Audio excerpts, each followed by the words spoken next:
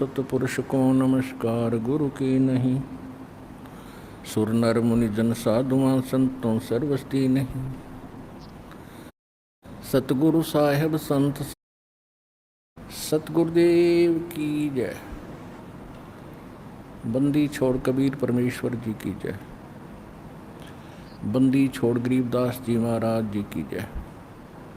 स्वामी रामदेवानंद जी गुरु महाराज जी की जय हो।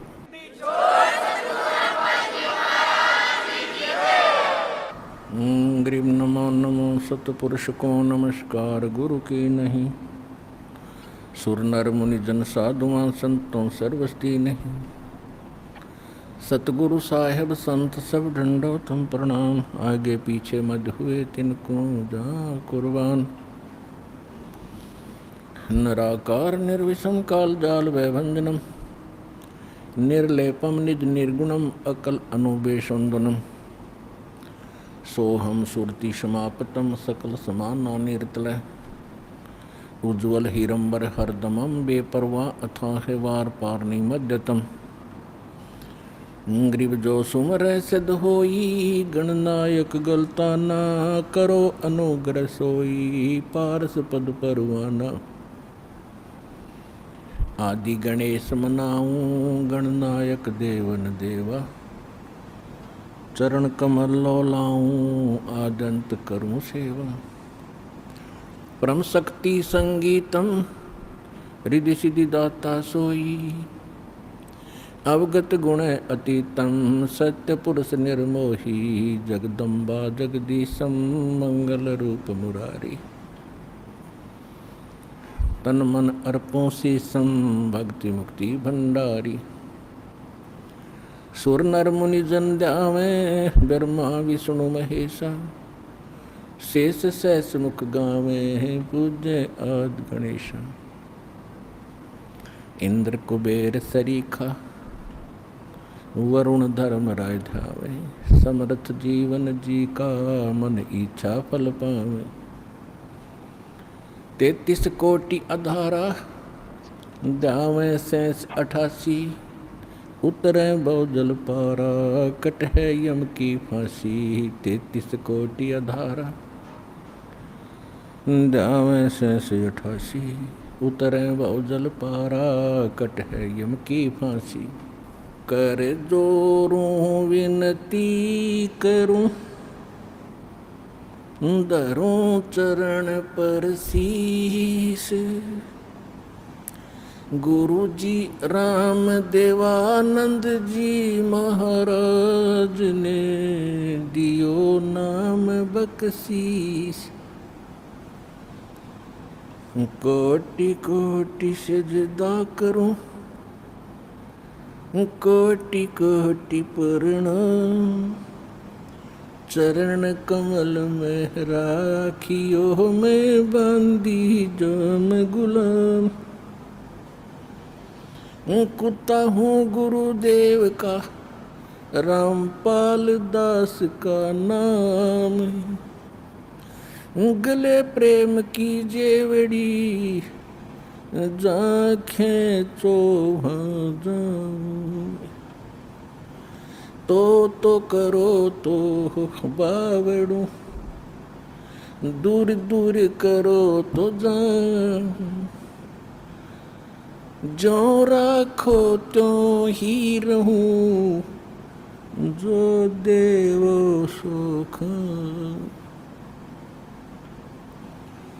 जय इब कै सतगुरु मिले सब दुख आँखों रोए। चरणों ऊपर शीस धरूं कहूँ जो कहनी हो। कबीर साईं मिल लेंगे पूछेंगे कुशलात। आदि अंत की सब कहूँ अपने दिल की बात। गुरु जी तुम ना भूलियो चाहे लाख लोग मिल जाएं।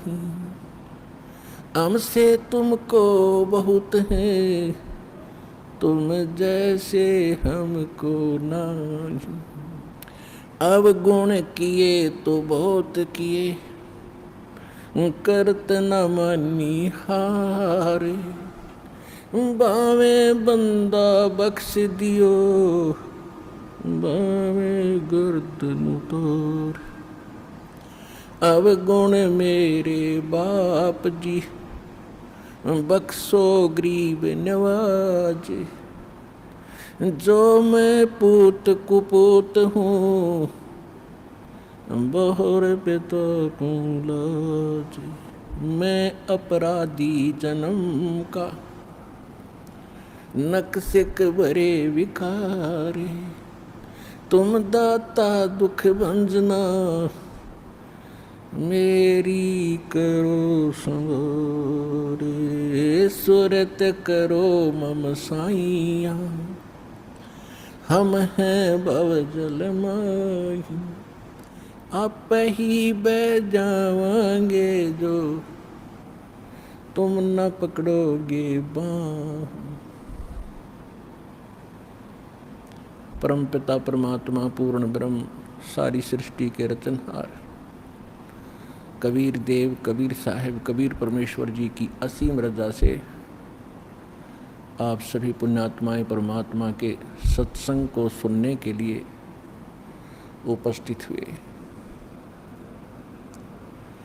आज का जो समागम है ये उस शुभ दिन के उपलक्ष्य में है जो मानव समाज के लिए कभी भुलाने वाला नहीं है। मानव समाज इसको अपने जीवन में कभी भुला नहीं पाएगा कि जिस दिन मालिक स्वयं आए और हम किस भूल में भटक रहे थे, हमने कितने जन्म बर्बाद कर दिए इस काल की कैद में, और हमने कितनी यातनाएं सहन की। अब परमात्मा के दिए उस अध्यात्म ज्ञान के प्रकाश में आप जी को ये पता चलेगा कि हम कौन हैं, कहाँ से आए थे, हमें यहाँ कौन रोके हुए है, हमारा यह रहने का उद्देश्य क्या है। तो ये जानकारी स्वयं परमात्मा ही बताते हैं। परमेश्वर के अतिरिक्त कोई कितना ही विद्वान अपने आप को समझता हो और चाहे कितना मैं ऋषि मान बैठा हो, और आम जीवों के लिए वो चाहे खुदा बना बैठा हो, लेकिन वास्तविकता से वो परिचित नहीं हो सकता, क्योंकि परमात्मा की रची हुई सृष्टि को परमात्मा ही बता सकता है। बाकी तो ये वैज्ञानिक भी अटकलबाजी लगा रहे हैं, परमात्मा के दिए हुए मटेरियल पर, पदार्थों पर अनुसंधान करके अपनी सोच अनुसार ये जो भी निष्कर्ष निकाल रहे हैं, तो ये इनकी अपनी बुद्धि के स्तर की बातें हैं, लेकिन परमात्मा से ये काफ़ी दूर हैं।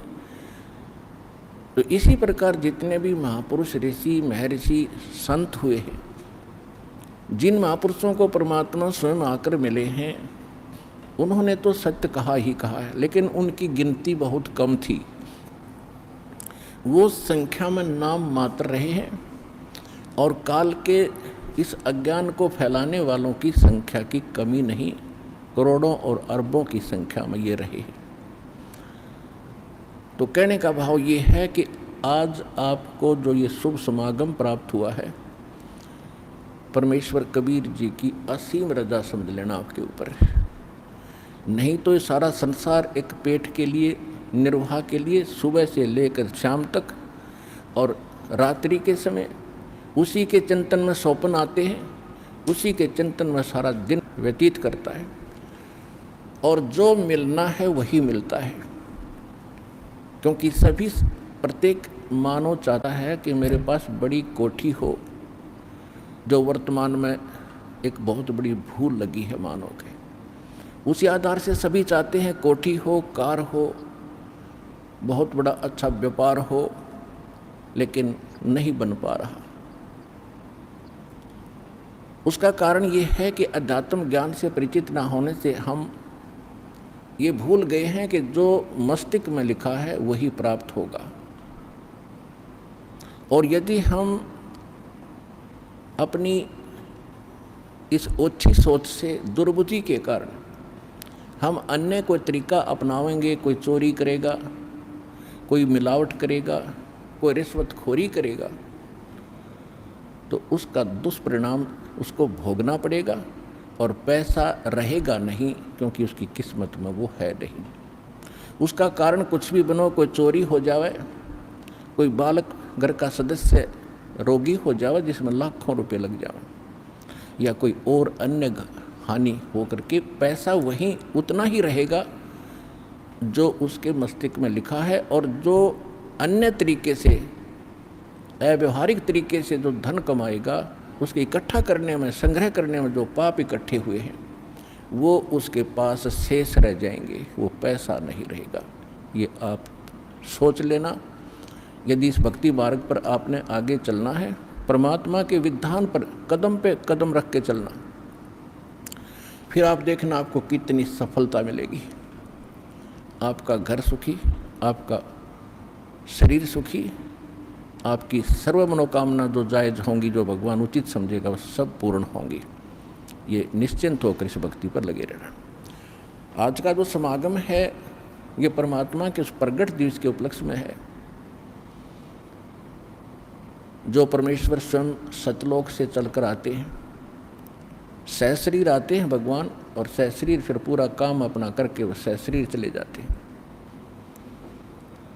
आज तक हमें कोई ये क्लियर करने वाला नहीं था, स्पष्ट नहीं कर पाया कि परमात्मा कौन है, कैसा है, कहाँ रहता है, उसके पाने की विधि क्या है, वो कैसे मिलता है, और जो विधि बताई जा रही है उसका प्रमाण कहाँ है कि उस साधना और विधि से किसी को वो स्थान प्राप्त हुआ हो जिसकी हमें आवश्यकता है। तो ये अभी तक बहुत बड़ी पहेली बनी हुई थी, तो अब परमात्मा ने स्वयं आकर ये सुलझाई है।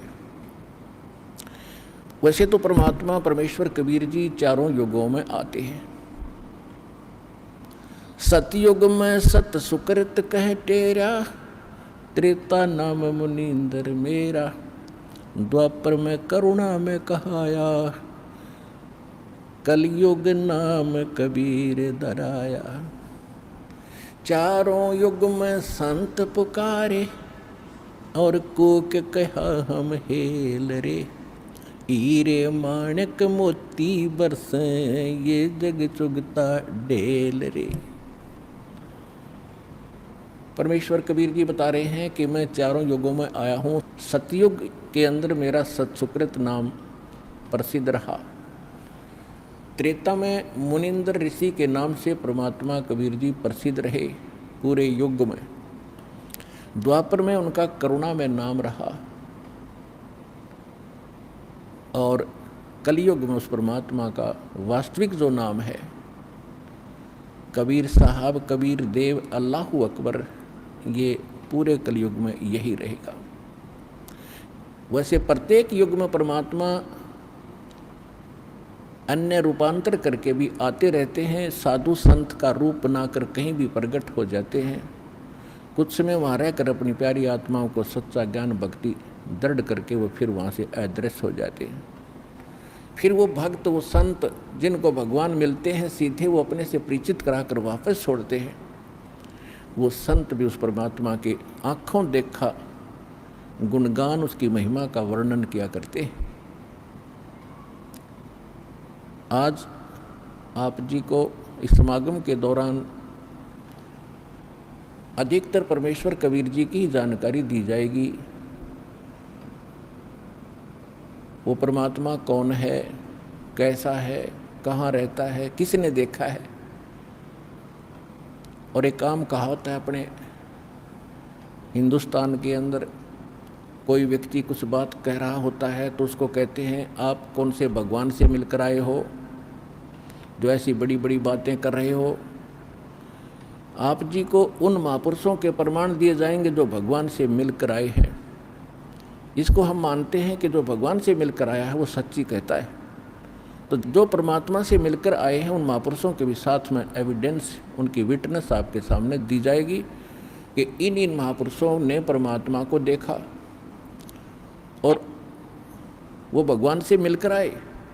और परमात्मा ने जो उनको मोक्ष मार्ग बताया, उन्होंने कौन सी साधना की जिससे उनका मोक्ष हुआ, तो उसी साधना से, उसी भक्ति से आप और हम सभी का मोक्ष संभव है, इति सिद्धम। तो सत्संग के दौरान आप जी को ये सभी प्रमाण प्रस्तुत किए जाएंगे। सौभाग्य आपका, आप जी को ये सत्यनारायण कथा सुनने को सुलभ हुई। आज तक हमने ये पता नहीं था सत्यनारायण है कौन। सत्यनारायण, सत्य माने जिसका नाश कभी ना हो, अविनाशी। नारायण मीन जो जल के ऊपर, नार माने जल, आयन माने आने वाला, यानी जो जल पर आकर विराजमान होने वाला, वो कौन? वो परमात्मा है। इसलिए नारायण, नारायण यानी परमात्मा। परमात्मा की एक महिमा है कि वो सतलोक से चलकर आता है और जल के ऊपर, कमल के फूल पर आकर वो निवास करता है, जिस कारण से उसको नारायण कहते हैं। और हमने इस नारायण की उपमा लगा रखी थी सतगुण विष्णु जी के ऊपर। सतगुण विष्णु जी जो है, इसको हम सत्यनारायण मानते थे। ये हमारे नकली गुरु अज्ञानी हमें मिसगाइड किए हुए थे। एक पीतल को हमें सोना बता रहे थे। कितना दुर्भाग्य रहा हमारा, और हमारे पूर्वजों ने कितना विश्वास किया इन मूर्खों पर, जिन्हें कह का पता नहीं अध्यात्म मार्ग।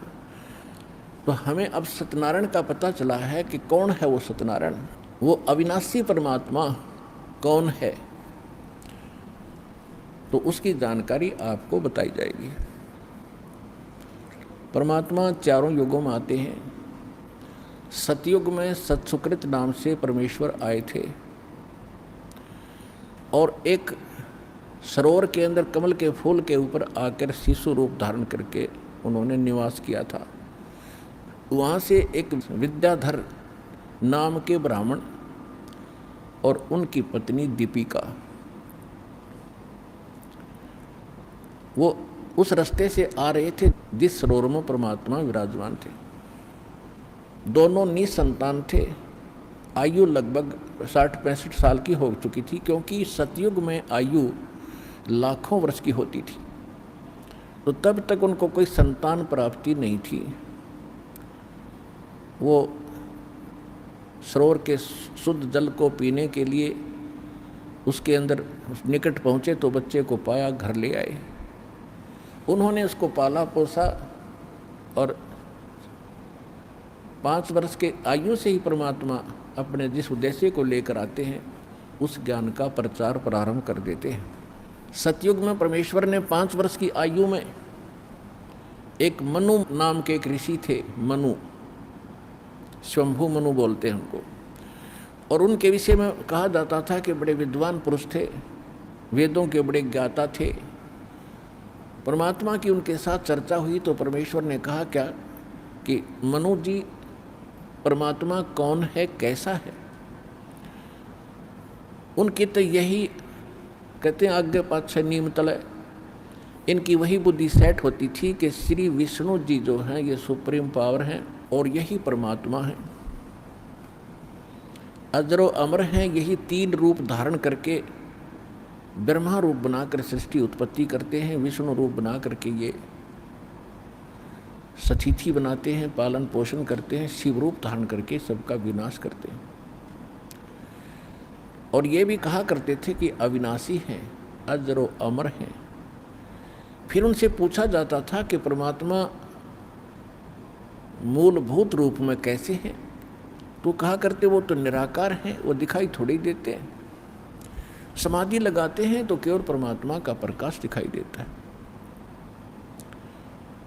और समाधि दशा में हमने देखा है श्री विष्णु जी ही हमें दर्शन देते हैं। ये काल कैसे छल करता है कि जैसे श्री ब्रह्मा जी, श्री विष्णु जी, श्री शिव जी, ये तो सगुण देवता हैं, इनके सामने रहते हैं, ऋषियों के सामने खूब प्रकट होते हैं, इनको सब मालूम है, क्योंकि इनकी दिव्य दृष्टि काम करती होती थी सतयुग त्रेता कुछ द्वापर तक भी। दिव्य दृष्टि ऐसा होता जैसे हम अपने घर बैठे चैनल में, टीवी के अंदर, और यदि कहीं पर भी कोई कार्यक्रम हो रहा हो, किसी जैसे पार्लियामेंट के अंदर कोई सेशन चलता है तो मीडिया वाले डायरेक्ट दिखा देते हैं, तो हम घर बैठे देख लेते। ऐसे उनकी दिव्यदृष्टि होती थी, उन भगवानों को वहाँ बैठा भी देख लेते थे, कहाँ क्या कार्य कर रहे हैं, कैसे रह रहे हैं। वो सामने भी होते थे। जब समाधि ये लगाने की चेष्टा करते थे तो ये काल क्या करता है, किसी को तो विष्णु जी के रूप में दर्शन दे देता है, तो विष्णु का पुजारी हो जाता है, गुण गाता फिरता है कि हमने जान दिया, देख लिया, ये अपने आप को छुपाए हुए हैं श्री विष्णु जी, जो सगुण देवता है, 3 देवताओं में से। ये सर्वशक्तिमान है, सर्वेश्वर है, हमने समाधि दशा में इसके दर्शन हुए। किसी को ब्रह्मा जी के रूप में दर्शन दे देता है, वो ब्रह्मा के गुण गाता है, ब्रह्मा सर्वशक्तिमान है, ये सब के मालिक है, सतिथि उत्पत्ति संहार यही करते हैं। किसी को शंकर के रूप में दर्शन दे देता जब ये समाधि के डलेड होते। इस प्रकार इनको भ्रमित ज्ञान प्राप्त रहा है। तो परमात्मा कहा करते थे, क्या आप वेदों को मानते हैं? अरे वाह, वेदों को कौन नहीं मानेगा, मनु जी का उत्तर होता था। तो परमात्मा उनको कहा करते थे कि ऋग्वेद मंडल नंबर 9 और सूक्त 86 मंत्र 26-27 में देखिएगा, वो परमात्मा सतलोक में रहता है, वहाँ से सह शरीर आता, चल कर आता है, अच्छी आत्माओं को मिलता है। लेकिन कहते हैं राज तजना सहज है, सहज त्रिया का ने, मान बढ़ाई ईर्षा दुर्लभ तजना ये। राज्य भी त्याग सकता है इंसान और अपनी स्त्री का मोह भी त्याग सकता है, लेकिन मान बढ़ाई और ईर्षा को नहीं छोड़ सकता। और मान बढ़ाई ईर्षा छोड़े बिना भगवान नहीं मिल सकते। तो इन ऋषियों के सामने ये 8 अड़गी मान बढ़ाई कि हम ब्राह्मण, हम विद्वान पुरुष, सर्वश्रेष्ठ मानव, और ये क्या जाने कल का बच्चा। लेकिन उस समय परमात्मा भी ब्राह्मण ही कहलाते थे, क्योंकि ब्राह्मण के घर प्रवेश हो रही थी और ब्राह्मणों की बात उस समय सुनी जाती थी, अन्य की तो कोई सुनता ही नहीं था। तो ये कहकर टाल देते थे कि ये विद्याधर का बालक मूर्ख है, ये पता नहीं कौन इसके कमबख्त पैदा हो गया है, इसकी बातें मत सुनो, ये तो ऊट पटांग बकवास करता है, सारी उल्टी बातें करता है और खुद को ये भगवान कहता है। और परमात्मा कहा करते, जो उसमें कबीर देव लिखा है ना तुम्हारे वेदों में, वो कबीर देव मैं ही हूँ। लेकिन ये उनका गले बात उतरी नहीं और परमेश्वर को वामदेव कहने लगे। वामदेव, वामदेव का अर्थ होता है उल्टा ज्ञान देने वाला देवता। वाम माने उल्टा, जैसे दाएं हाथ को कहते हैं हम सुल्टा हाथ और बाएं हाथ को कहते हैं उल्टा बामा।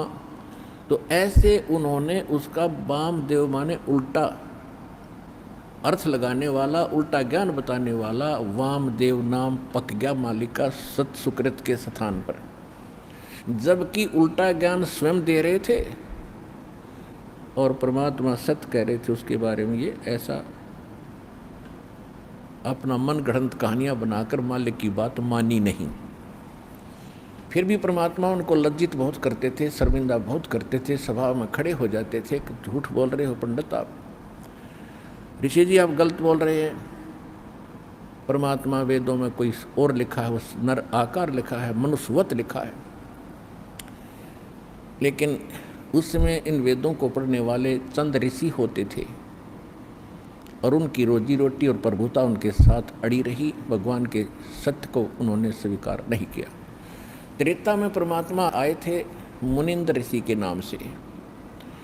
अब आपको संक्षिप्त विवरण दे करके पिछला, फिर कलयुग के अंदर जो मालिक आए थे उसकी जानकारी, वो लीलाएं आपको अधिक सुनाई जाएंगी, क्योंकि वो तो आज प्रत्यक्ष है हमारे सामने। उन घटनाओं की जो लीला की थी दाता ने, आज भी हमारे पास उनके अवशेष बचे हैं और हमें आसानी से विश्वास हो सकता है कि परमात्मा कैसी लीला करता है और वो कौन है। तो जब परमात्मा त्रेता युग में आए थे, मुनिंद्र ऋषि के नाम से मालिक प्रसिद्ध हुए। उस समय वही सतयुग वाली जो आत्मा विद्याधर की थी, वही आत्मा वेदविद ब्राह्मण के रूप में जन्म हुआ और वही दीपिका नाम की उसकी पत्नी, सूर्या नाम की उसकी पत्नी बनी।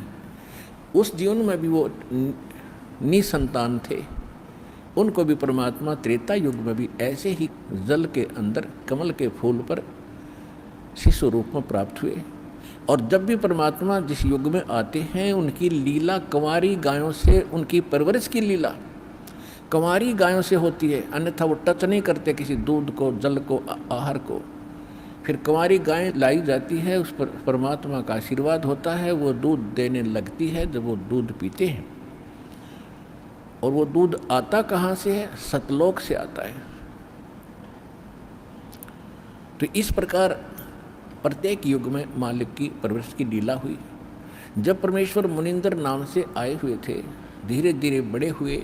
5 वर्ष की आयु से ही उन्होंने सब विद्वानों के छक्के छुड़ाने शुरू कर दिए। लेकिन इन ऋषियों और ब्राह्मणों का एक स्वभाव बना रहा कि हमसे उत्तम कोई नहीं, जबकि परमात्मा भी ब्राह्मण कुल में ही थे, त्रेता में भी। लेकिन उन्होंने उसको बालक बताया और बालकपन से ही मालिक ने उनके छक्के छुड़ा दिए, सच्चा ज्ञान कहा। तो सभी को ये कहने लगे ये बालक तो मूर्ख है, इसको पता ही नहीं, अभी कोई इसने शिक्षा प्राप्त की नहीं है, ये अभी ऐसे उठ पटांग बकवास कर रहा है। जिस कारण से अन्य ब्राह्मणों ने भी उसको अनदेखा कर दिया। फिर भी परमात्मा की लीला अलग रही है, अपनी प्यारी आत्माओं को किसी न किसी तरीके से उनको भक्ति युक्त करते रहे हैं, और जिस कारण से हम आज तक परमात्मा की चाह और तड़प में भटकते रहे। ये उस परमात्मा की देन रही, नहीं तो काल चाहता है कि ये नास्तिक हो जाए, भक्ति में इनकी रुचि रहे नहीं। ऐसे भक्ति, ऐसा ज्ञान और ऐसा समाधान बता दिया जाता है कि भक्ति करते करते भी हानियाँ होती रहेंगी, कुछ दिनों के बाद सब नास्तिक हो जाएंगे। लेकिन सतयुग त्रेता द्वापर में पुण्यकर्मी प्राणी जन्म लेते हैं, वो चाहे कुछ भी साधना कर रहे हैं, किसी भी देव की कर रहे हैं, लेकिन उनके पुण्य मिल रहे होते हैं प्रारब्ध के, और वो मान बैठते हैं कि हम जो पूजाएं कर रहे हैं इससे हमें लाभ हो रहा है, या भूल लगी रही अभी तक। अब कलयुग में आके वो बात स्पष्ट होनी थी, क्योंकि हमारे पुण्य तो समाप्त हो लिए, जो विशेष पुण्य थे वो समाप्त हो गए, बहुत कम शेष बचे। और अब हम साधना भी करते हैं और हानि ज्यों की तो हो रही है, और उन्हीं देवताओं को पूज रहे हैं जो परंपरागत हमारे पूर्वज पूजते आए। आज हमारी दुर्गति शुरू होगी उन्हीं साधनाओं को करते करते। फिर हम कहीं और दौड़ते हैं और भागते हैं, किसी संत के पास जाते हैं। तो इससे सिद्ध हुआ कि जो साधना आपकी परंपरागत थी वो नकली थी, यूजलेस थी, आपको कोई लाभ दे नहीं रही थी, और फिर भी कर रहे थे, क्योंकि पहले पुण्यात्माएं थी, उनकी पुकार सुनते थे, क्योंकि उनके प्रारब्ध में, पुण्यों में वो लिखा होता था, उसको दे देते थे। वो मान लेते थे कि हम जो पूजा जिस देव इष्ट की कर रहे हैं, चाहे कोई समाधि पूज रहे हैं, उसने हमें लाभ दे दिया।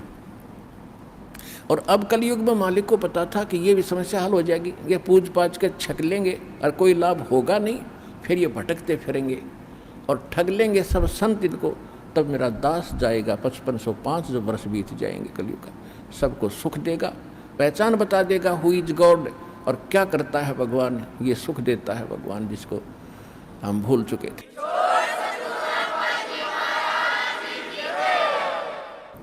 अब परमात्मा के ज्ञान को किसी ने सुना नहीं, सत्य को माना नहीं, तो परमात्मा के पास तो बहुत साधन हैं, बहुत से तरीके हैं। कहते 100 छल छिद्र मैं करूं अपने जन के काजे, अरणक से पूजो मार दो मैं नरसिंह धर लूं साजो।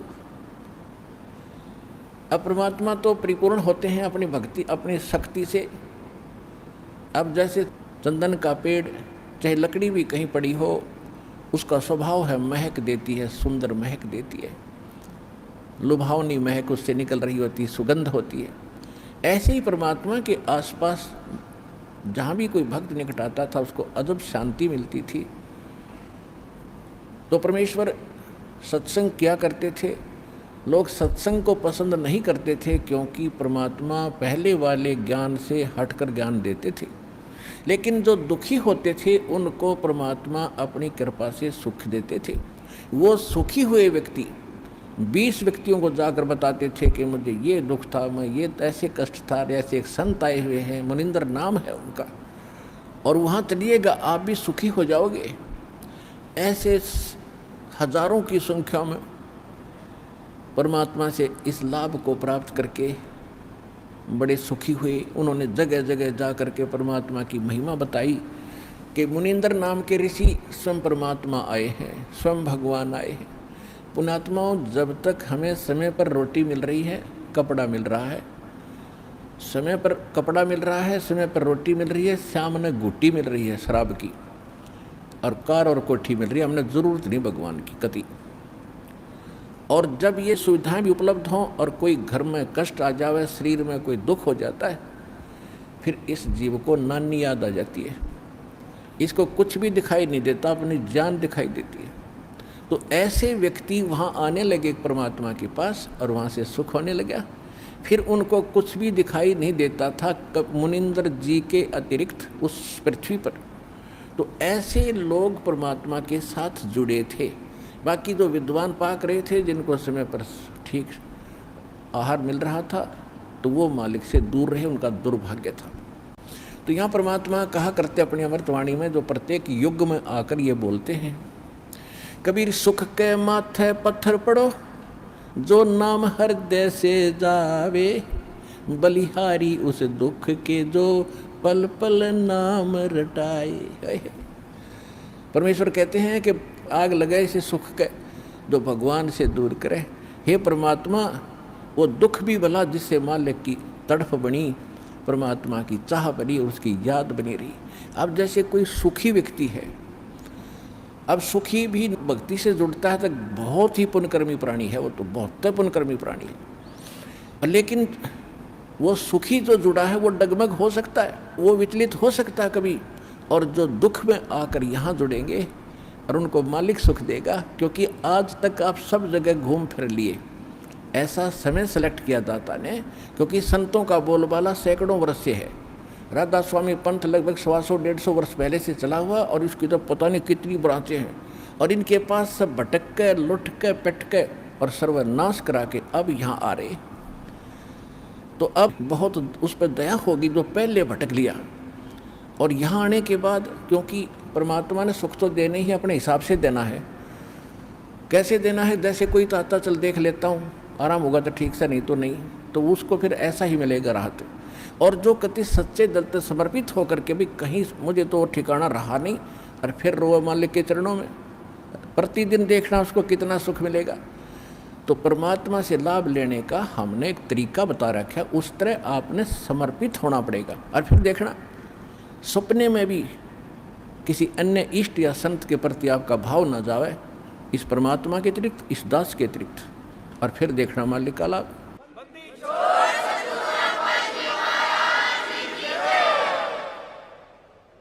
तो ये कहने से नहीं बनेगा, सोचने से नहीं बनेगा। इसके लिए हम ज्ञान देते हैं उस परम पिता को, परमात्मा सिद्ध करते हैं और प्रमाण देते हैं। वो प्रमाण आपको चारों तरफ से बाध्य कर देंगे कि पृथ्वी पर ना कोई और भगवान है और ना ही ऐसा पृथ्वी पर ज्ञान है। और फिर समाधान, ऐसे प्रमाणित मंत्र जिन महापुरुषों का मोक्ष हुआ उन्होंने यही जाप किया।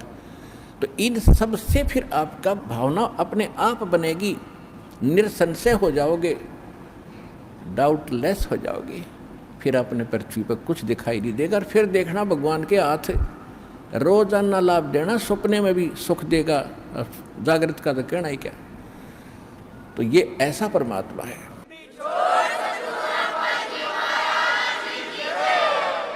जैसे हम बहुत सी कथाएं सुना करते थे, उनका कोई सिर पैर नहीं था। हम सुना करते थे कि श्री रामचंद्र जी ने लंका पर चढ़ाई करते समय पुल की आवश्यकता पड़ी, समुद्र पर पुल बनाना था।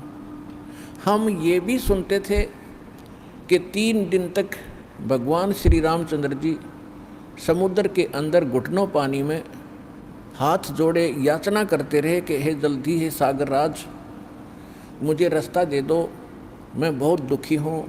मेरी पत्नी को लंका का राजा रावण उठा ले गया है और उसको बहुत सता रहा है, उस पर चढ़ाई करनी है, हमने उसको बहुत प्रार्थना कर ली है, वो लौट आने को तैयार नहीं है। जब 3 दिन तक समुद्र ने उसको रास्ता नहीं दिया, तो तब श्री रामचंद्र जी ने लक्ष्मण से कहा था कि लक्ष्मण, मेरा अग्नि बाण दे, ये लातों के भूत बातों से नहीं मानते। जब उसने अग्नि बाण चढ़ा करके समुद्र को फूकने के लिए कोशिश की, उसमें लपटें निकलने लगी, क्योंकि सिद्धि से चलता था पहले ये सब शस्त्र। तब कहते समुद्र ने रास्ता दिया, ऐसे सुनते थे। फिर क्या सुनते थे कि नल नील ने समुद्र पर पत्थर रख दिया, उनके हाथों में पावर थी, उनमें शक्ति थी, सिद्धि थी कि उसके हाथ से रखा हुआ पत्थर जल में डूबता नहीं था, और जिस कारण से पुल बना। फिर हम ये भी सुना करते थे नकलियों से कि हनुमान जी ने पत्थरों पर राम का नाम लिख दिया, इसलिए पत्थर तिर गए। प्रथम तो कहते हैं समुद्र ने हाथ जोड़कर रास्ता दे दिया जब रामचंद्र जी ने जलाना चाहा, उसको फूकना चाहा। फिर कहा करते नल नील के हाथों तैरते थे पत्थर, उनके कोई वस्तु नहीं डूबती थी समुद्र पर। फिर कहते थे हनुमान जी ने राम का नाम लिख दिया इसलिए तर गए, पत्थर पुल बन गया। अरे कोई एक तो बताओ, एक पर सेट हो जाओ कि इसलिए कि एक रहा को किससे हो जाओ। फिर रामचंद्र की तरह गया, नल नील से ही पुल बन गया, फिर राम ने कित बनाया वो। अब इसका निष्कर्ष निकलेगा इस कथा से जो दास सुनाने जा रहा है त्रेता युग की। ऐसे प्रश्न करे एक भक्त ने मेरे से, जब गांव गांव में दास सत्संग करने जाता था, वो कहने लगा जी मैं मिलिट्री के अंदर हूँ, और मिलिट्री हमारी ज़्यादातर पहाड़ी क्षेत्र में रही है। जहाँ भी मुझे कोई मंडलेश्वर, कोई संत, कोई गुफा में साधु मिला है, मैं उनसे मिलने जाता रहा हूँ। और ये एक प्रश्न करता हूँ, मैं रामायण का पाठ बहुत करता हूँ, और उसमें देखता हूँ कि सभी राक्षस मांस खावें, शराब पीवें, ऐसा व्यवहार विचार उनका हो गया था। और वहाँ पर विभीषण और मंदोदरी, इनके विचार पढ़ते हैं जब रामायण में, तो साधु संतों जैसे, तो इनको ये ज्ञान कहाँ से आ गया ऐसे बूंदी राक्षस नगरी में। तो वो कहने लगा जी मैं सब जगह मंडलेश्वरों के पास जा लिया, पर इस प्रश्न का उन्होंने को संतोषजनक उत्तर नहीं दे पाए, मैं आज तक भटक रहा हूँ। तो मैंने कहा भाई इस रोग की दवाई मेरे पास है, अब सुन ले, सुनाता हूँ। दास ने सुनाई फिर कथा, जो सत्य कथा है। परमात्मा त्रेता युग में मुनिंदर नाम से आए हुए थे, और काफ़ी दुखी व्यक्ति मालिक की कृपा से, आशीर्वाद से सुखी हुए थे। फिर उनको दाता ये प्रथम मंत्र दिया करते थे। ये प्रथम मंत्र में जो पहले और लास्ट वाले नाम पहले नहीं दिए जाते थे, उनको तो अब बचपन से जब कलयुग आया इस समय ही प्रारंभ करना था। ये कंप्लीट कोर्स अब देना था। पहले तो ऐसा समझ लो कि ये आपको ग्लूकोज लगा दी जब तक सर्जन नहीं आया, और ग्लूकोज से रोगी मरता नहीं लेकिन रोग नाश नहीं होता। तो वो प्रथम नाम देते थे दाता, और ग्लूकोज लगा कर चले जाते थे। अब ये रोग नाश तो अब होना था, ये दास भेजा है इस जन्म मरण के रोग का नाश करने का सर्जन और डॉक्टर, हर तरह की औषधि और ऑपरेशन सारा सिखाकर, सब ट्रेनिंग दे करके अब सब सुख होंगे, आपका जन्म मरण का रोग कटेगा।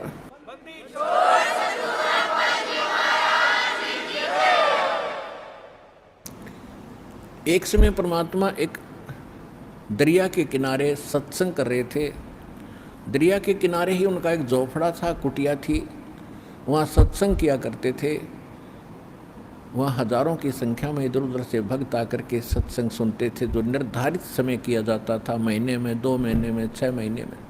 तो ऐसे ही एक नल और नील नाम के दोनों आपस में, ये मौसी के बेटे थे, यानी इनकी माताएं सगी बहन थी, और ये किसी देव प्रकोप से दोनों के दोनों मानसिक रोग से पीड़ित थे। शरीर में भी बहुत पीड़ा रहती थी, जिसकी उपचार के लिए वेदों के अतिरिक्त साधु संतों से भी आशीर्वाद प्राप्त इन्होंने खूब किए थे। और सभी ऋषि महर्षियों ने उनको बता दिया था कि नल और नील बेटा ये तुम्हारे प्रारब्ध में, यानी तुम्हारी किस्मत में अंकित है ये कष्ट, और इसको बेटा आपने भोगना ही पड़ेगा, कोई विकल्प नहीं। अब बेशक से आत्मा को कोई कितना ही ऐसे संतोष दिलाए कि ऐसा ही होता है, लेकिन इसको मालूम है कि परमात्मा कोई ऐसी पावर है, ऐसी शक्ति है कि वो सब दुख दूर कर सकता है। परमात्मा के गुणों में हम खूब सुनते और सुनाते रहते। इसलिए आत्मा संतोष नहीं पाता है, दुखी व्यक्ति फिर कहीं ना कहीं और किसी से सुनकर भी जाता है। जब वो कति थक लिए थे, दोनों अंतिम फाइनल फैसला मान चुके थे कि अब कहीं ठिकाना नहीं रहा, हमें तो ये तड़प के मरना ही शेष बचा है, और लंबी आयु होती थी। किसी ने उनको बता दिया कि आप चलिएगा ऋषि मुनींद्र जी के पास और नल नील आपका रोग ठीक हो जाएगा। उनको अविश्वास रहा कि नहीं, हमने बड़े बड़े ऋषि देख लिए हैं, ये तो पहली बार नाम सुना है हमने आपसे, कोई मुनींद्र नाम का ऋषि कहीं पर है। तो 1 से 2 से 3 से जब ये बात सुनी, उनका भाग्य उदय हुआ। उनके कहने से वो चले गए कि चलते हैं भाई, और तो कहीं हमने ठिकाना मिला नहीं। तो जब वो वहाँ आए, मालिक को पता था कि अब निशाने चोट लगानी पड़ेगी, क्योंकि ये सब जगह थक लिए हैं और कोई इनने ऋषि महर्षि मंडलेश्वर भूत झाड़े लगाने वाला कोई छोड़ा नहीं है। अब इनको कुछ रिजल्ट दूंगा तो ये बच्चे मेरे पास टिक जाएंगे आसानी से। जो ही नल नील ने जब सत्संग शुरू होने से पहले सत्संग परमात्मा बैठ जाते थे, सत्संग सुनाते थे। सत्संग तो वो सुन ही नहीं सकते थे क्योंकि उनकी तो ऐसे बेचैनी रहती थी। और जो ही मालिक के पास आए, दोनों चरणों में मत्था टेका और परमात्मा ने दोनों के सिर पे हाथ आशीर्वाद भरा रखा, उनका तुरंत रोग छूमंतर हो गया और ऐसे हो गए जैसे कभी पीड़ा थी ही नहीं किसी प्रकार की। अब दोनों की आंखों में आंसू आ गए, चरणों में लिपट गए और कहा, हे परमात्मा, हम तो बहुत जगह कष्ट उठा चुके थे, हमने पृथ्वी पर कोई, जहाँ तक हमारी पहुँच थी, हमने कोई ऋषि महात्मा नहीं छोड़ा। हे परमात्मा, हमारे ऊपर बहुत बड़ा कहर था, बड़ा कष्ट था, आपकी कृपा से हम स्वस्थ हो गए, आप स्वयं परमात्मा आए हो। फिर उन्होंने सत्संग सुना। परमात्मा ने कहा, बेटा ये तो एक अस्थायी लाभ है, अभी तो और भी आपके भाग्य में और आपके संचित पाप कर्मों का ढेर लगा पड़ा है, उसके लिए भी औषधि बताऊंगा, वो मंत्र दीक्षा आपको दूंगा, आप वो लीजिएगा। पहले सत्संग सुनिएगा। फिर सत्संग सुना, दीक्षा ली, फिर गुण गाने लगे भगवान के, जो भी मेरा उसी से कहें कि भगवान आए हैं, मुनींद्र नहीं ये परमात्मा आए हैं, आप चलो। फिर उनकी कोई नहीं माने क्योंकि लोग सुखी थे, केवल दुखी मानता है। तो कुछ दिनों के बाद क्या हुआ कि जैसे आप यहाँ देखते हो, उसका चित्रार्थ सारा ही आप देख सकते हो दृश्य। यहाँ पर आप देखते हो 80% भक्त दुखी आते हैं, काल के पीड़े हुए आते हैं, कर्मों के पीटे हुए आते हैं, और क्या हालत में आते हैं। कोई स्ट्रेचर पर आता है, किसी को कैंसर है।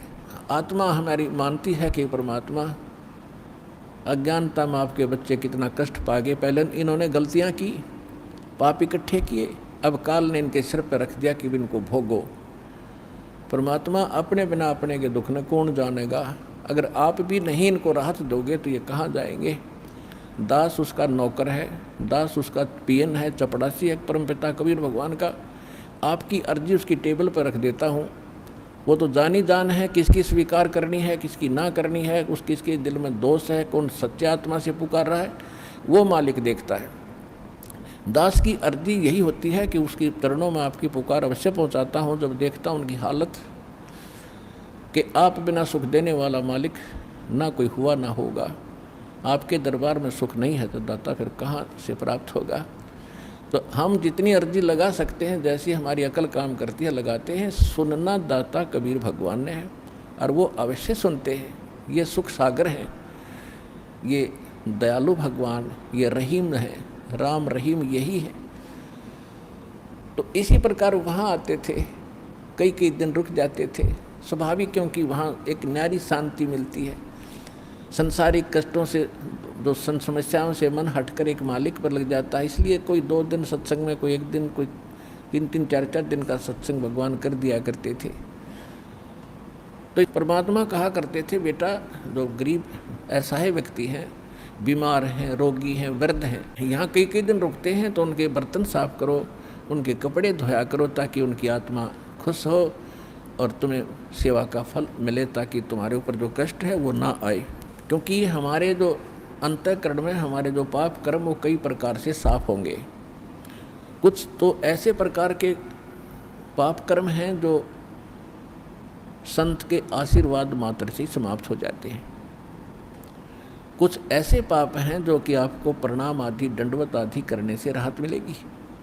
कुछ ऐसे पाप हैं जो आपने दान धर्म यज्ञ हवन पाठ आदि ही करवाना पड़ेगा, वही विकल्प है उनका, वो भी आपने करना ही पड़ेगा। उसके बाद फिर कुछ ऐसे पाप हैं जो सेवा करनी होती है, सेवा से भी कटते हैं।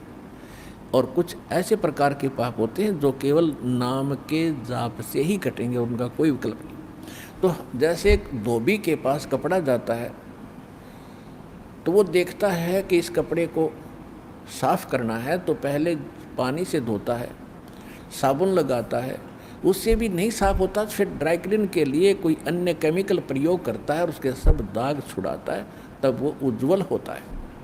इसी प्रकार हमारा अंतःकरण बहुत वर्षों से, बहुत युगों से हमने इतना मैला कर लिया है कि अब इसको हमने हर तरह के सब फार्मूले लगा करके इसको साफ करना है। तो परमात्मा कहा करते थे, तो वो भक्त जो दुखी है वो सब सत्य मानते थे और उसका अनुसरण करते थे। तो नल नील तो और ज़्यादा ही दुखी थे। दोनों ने श्रद्धा से सेवा करनी शुरू की। जो वृद्ध थे, रोगी आते थे, उनके कपड़े धोते थे, उनके बर्तन लोटा थाली वगैरह जैसे भी थे वो ले जाते थे और दरिया पर धोकर लाते थे। वो इतने सीधे साधे और इतने परमात्मा पर समर्पित थे, इतना भाव था उनका कि पहले समय में साबुन वगैरह नहीं था। कपड़ा धोने के लिए पहले जल में भिगो देते थे, दरिया में भिगोकर उनको थोड़ा सा बाहर पत्थर रख देते थे, वो पानी में लहरों से गीले हो जाते, फिर उनको बाद में ऐसे मुक्के मार मार के धोते थे। कोई और तो साधन था ही नहीं।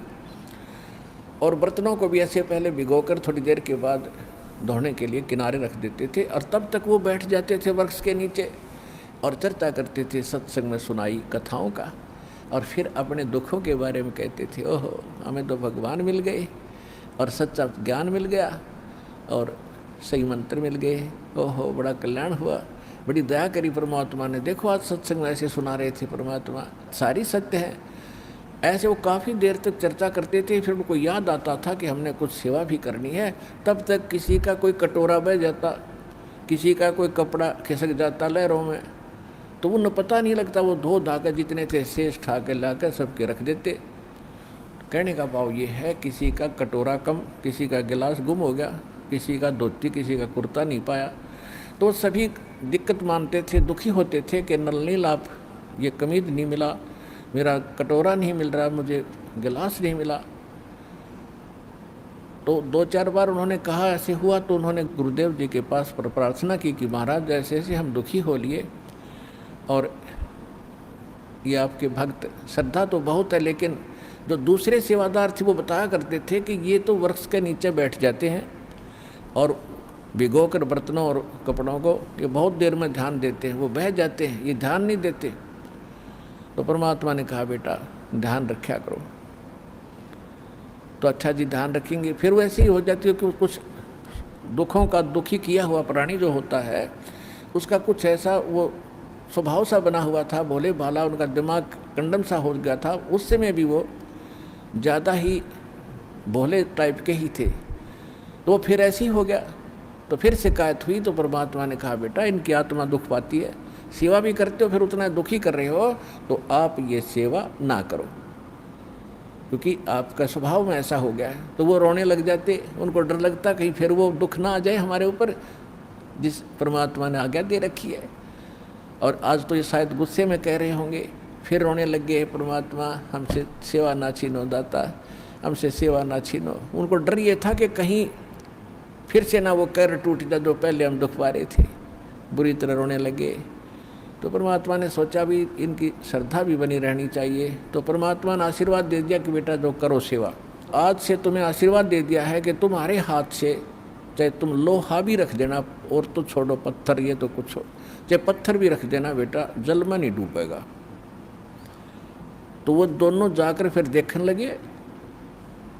उन्होंने पत्थर उठा कर रखा, सबसे पहले वो नो का नो पत्थर खड़ा रहा, जहाँ रखा था वहीं टच से मस नहीं हुआ, उन्होंने उठाया तो हटा, तो और देखने लग गए भगत, एक बार फिर रखिए भाई नल नील, उन दोनों ने फिर रखा, उसके ऊपर खड़े हो गए पानी में, और तब भी नहीं नीचे को गया।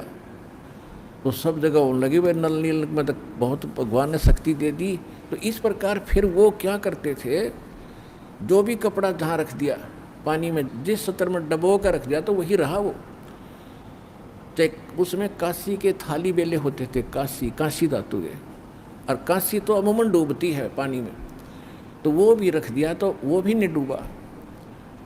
तो इस प्रकार ये जो उनको शक्ति प्राप्त हुई थी, कबीर परमेश्वर उर्फ मुनिंद्र जी की रजा से वो शक्ति, वो सिद्धि प्राप्त थी, जिस कारण से समुद्र पर वो पत्थर नहीं डूबते थे। अब प्रश्न दूसरा उनका ये था कि श्रीलंका में जहाँ राक्षसों का पूरा ग्रुप था, और मंदोदरी और विभीषण, इनके पास ऐसा ज्ञान कहाँ से आ गया? वो इतना समझा रही अपने पति को कि ऐसा ना करो, ऐसा हो जाएगा, ये ऐसी है, ये आम वर्ष औरत नहीं है, ये भगवान की पत्नी है, और रावण मान नहीं रहा। तो इसका उत्तर अब आपको देते हैं। परमेश्वर जब कबीर जी मुनिंदर नाम से त्रेता में आए हुए थे, इनका अपना विधान है, गोता मारूं स्वर्ग में और जा बैठूं पाताल, गरीबदास ढूंढता फिरूं अपने हीरे मोती लाले।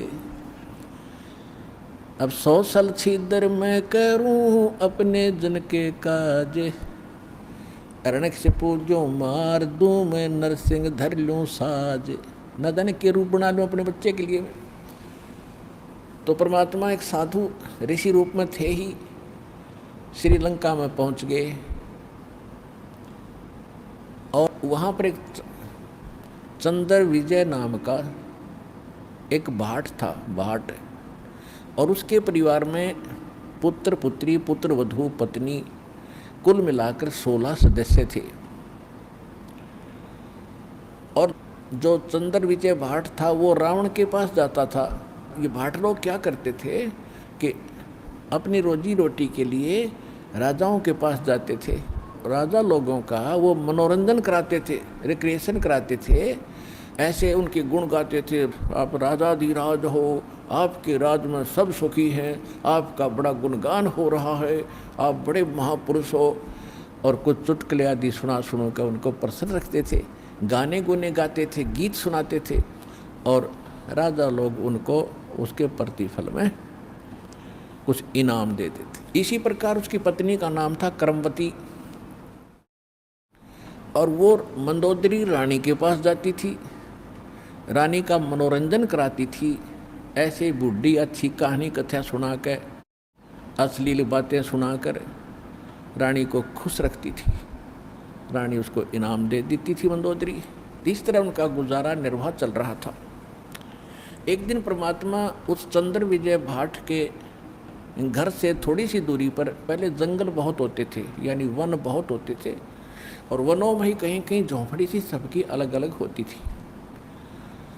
एक वृक्ष के नीचे उस रास्ते में बैठ गए जहाँ से चंद्र विजय सुबह सुबह फ्रेश होने के लिए जाता था।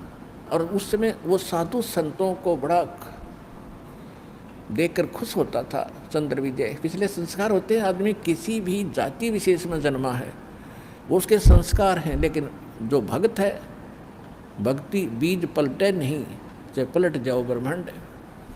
तो भक्ति की आस्था उसके अंदर न्यारी थी। बेशक से सारा दिन बकवाद ही सुनता और सुनाता था, लेकिन भक्ति वाले लक्षण भी उसके अंदर विद्यमान थे।